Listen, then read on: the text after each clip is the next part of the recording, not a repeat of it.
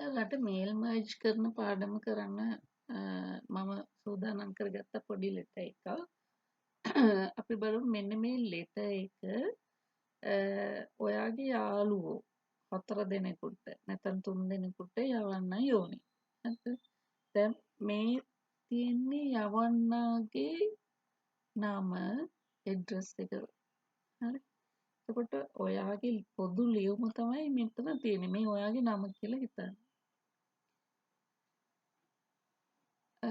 දැන් මේ වගේ ලියුමක් හරි ගස ගන්න. ඉස්සෙල්ලාම ඔයා කරන්න ඕනේ මුල්ම පොදු ලියුම සකස් කරන එක. එතකොට අලුත් පිටුවක් අරගෙන ඒකේ page layout කියලා size එකේ A4 එම දාගෙන හදාගන්න. ඊට පස්සේ මේ letter එක type කරන්න. letter එක type කරනකොට මෙන්න මේ ටික මේ මම bold කරලා පෙන්නන්නම්. මේවා අපි type කරගන්නේ නැහැ. මේවා අපට මේල් මර්ජ් කරනකොට ඉන්සර්ට් කරගත යුතු දේවල්. හරිද? මුද මේ ටික ටයිප් කරන්න නැතුව අනිත් ටික තමයි ටයිප් කරගන්න ඕන. දැන් මෙතන name එක first name එක යාළුවාට my dear නිමල් ඒ වගේ අපි දානවානේ. එතකොට මෙයාගේ first name කැලක් මෙතනට තියෙන්න ඕනේ. ඒ නිසා ඒකත් අපි ටයිප් කරගන්නේ නැහැ. ඒක මෙතනට ඉන්සර්ට් කරලායි ගන්න බලාපොරොත්තු වෙන්නේ. එතකොට මේ ලියුමින් කියනවා බර්ත්ඩේ පාටියක් තියෙනවා මල්ලිගේ ජනවාරි 25 ගෙදරට කියන්නේ යාළුවට ඉන්වයිට් කරනවා අය. ඒ වගේ ලියුමක්. එතකොට මේ යාළුවන්ගේ ඇඩ්‍රස් ටික තමයි මේ තියෙන්නේ. යාළුවන්ගේ නම. දැන් මේ පොදු ලියුමට අයිති වෙනවා ඔයාගේ ඇඩ්‍රස් එක දිනේ my dear කියලා පටන් ගන්න එක. ඊළඟට මේ ලියුම කැලයි ලියුම අවසන් කරන කොටසයි ඔයාගේ පොදු ලියුම. මෙතන තියෙන මේ මගේ ප්‍රශ්නේ එක මම අන්ඩර්ලයින් මෙහෙම ලයින් එකක් දාලා තියන්නම්කෝ එතකොට හොයාගන්න පුළුවන් නේ. දැන් එතකොට මෙන්න මේ කියන ලිපි නයන් වලට තමයි අපි මේ ලියුම් ටික යවන්න හදන්නේ. මෙහෙම ලිපිනයන් දීලා නැත්තම් ඔයා දැනගන්න ඕනේ මේ ආකාරයට එකක් හරි ගස්ස ගන්න. එතකොට මේ වර්ඩ් වලදී මේ කිසිවක් ටයිප් කිරීමක් කරන්නේ ලිපිය විතරයි ඉස්සෙල්ලාම ටයිප් කරන්නේ. එතකොට මම මේ දේ කරන්න යනවා නම් එහෙම මෙතනට මම ඒක කරන්නම්. අපි ටයිප් කරලා සේව් කරගන්නවා. මම මේල් මර්ජ් කියන නමින් මේක සේව් කරගත්තේ. ඊට පස්සේ අපි යනවා මේලින්ස්. මේලින්ස් වල තියෙනවා start mail merge කියලා. එතනට ගිහිල්ලා අපි letter කියලා තෝරගන්නවා. මේක letter එකක්. ඊගාවට දැන් මේ reception ල අපි හදා ගන්න ඕනේ. එතකොට මෙතන reception කියන එකට යනවා type a new list. එතකොට මේ new list එකේ එක එක දේවල් තියෙනවා. මට මේ හැම එකක්ම අවශ්‍ය වෙන්නේ නැහැ.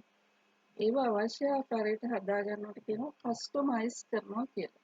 එතකොට ටයිටල් කියන එකක් අපිට මෙතනදී අවශ්‍ය නැහැ. මම ඒක ඩිලීට් කරනවා. yes. ඊළඟට first name last name ඕනි. company name කියලා එකක් තියෙනවා. ඒක අවශ්‍ය නැහැ. මම ඒක ඩිලීට් කරනවා. address 1 2 ඕනි. city ඕනි. ඒ ටික මම මකනවා. delete. city තියෙන්න මේ එක සිලෙක්ට් කරලා එකපාරට කරන්න බෑ. එක බැගින් තමයි මකන්න වෙන්නේ. හරි. country එකම රට අවශ්‍ය නැහැ. එයාලගේ ඊමේල් ඇඩ්‍රස් එක මට මේ වෙලාවේ ඕනේ නැහැ. එහෙනම් ඔන්න ඔය ආකාරයට අපි ඕනේ නැති ඒවා ටික මකනවා. අවශ්‍ය දේවල් තව තිබ්බනම් මෙතනින් ඇඩ් කරන්න පුළුවන් කැමති නමක් දීලා. මේ වෙලාවේ මට එහෙම ඒවා නැහැ මෙතන. first name last name address 1 2 city කියන ටික තමයි තියෙන්නේ. ඉතින් එහෙනම් ඕක හරි ඕකේ කරගන්නවා. දැන් අපිට මෙතන දත්ත ඇතුළත් කරන්න පුළුවන්. දැන් මට මේ දේවල් මගේ ෆයිල් එකේ තියෙන්නේ මට නම් වශයෙන් අපි පොඩ්ඩක් බලමු මේකේ ළමයිකුත් නැහැ. හරි මම ෆස්ට් නේම් කියන එකට ගන්නවා නිමල් ලාස්ට් නේම් එක පෙරේරා. එයාගේ ඇඩ්‍රස් එක අපි හිතමු 45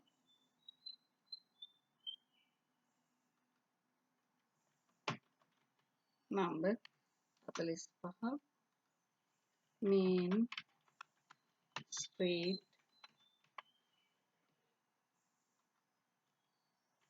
candy.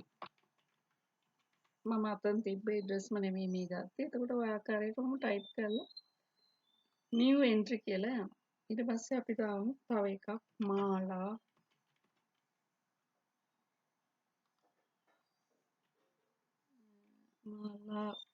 පෙරේරා නෙමෙයි එතන දැම්මනේ නේද?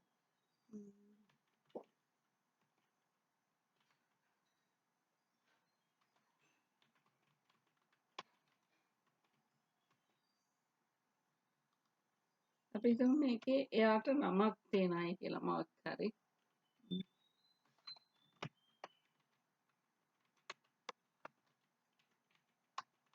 ඔයගේ නම් තියනවා ගෙවල් වල. ඊට පස්සේ මෙතන temple road අපි හිතමු මාතලේ කියලා. ඒ වගේ අපිට මෙතනදී තව එකක් එන්ටර් කරගෙන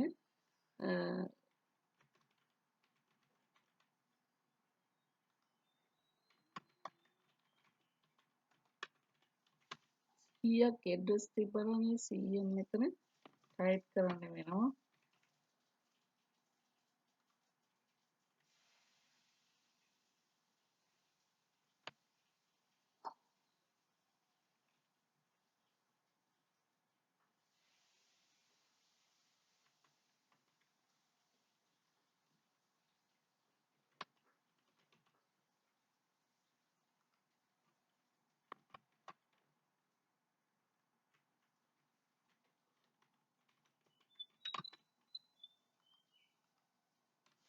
මේ අපිට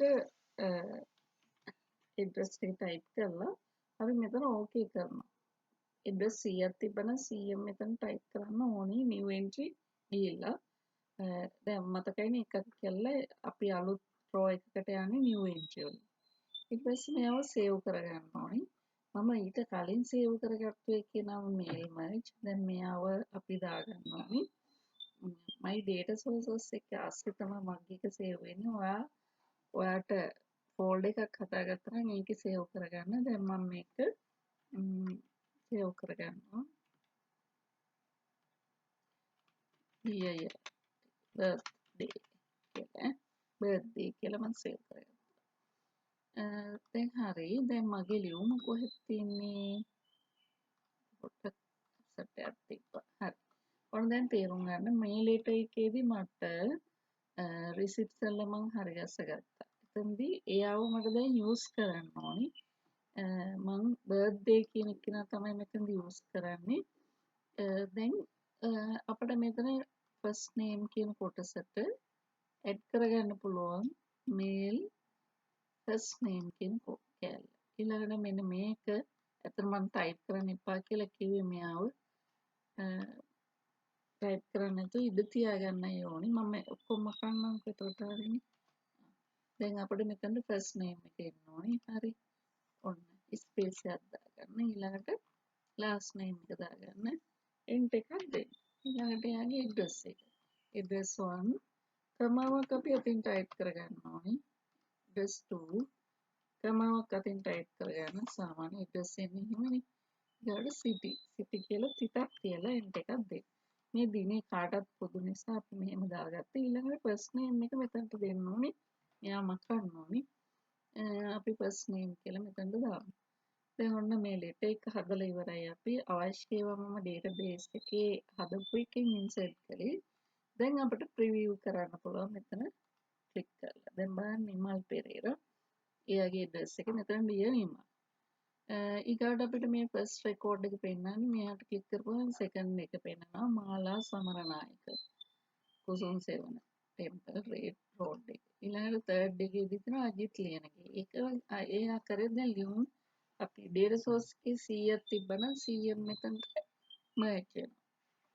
එතකොට දැන් අපි තාම ලියුම් ටික මේකේ එක පිටුවයි තියෙන්නේ. කොච්චර පොඩි කළත් එකම එක ලිප්පයයි තියෙන්නේ.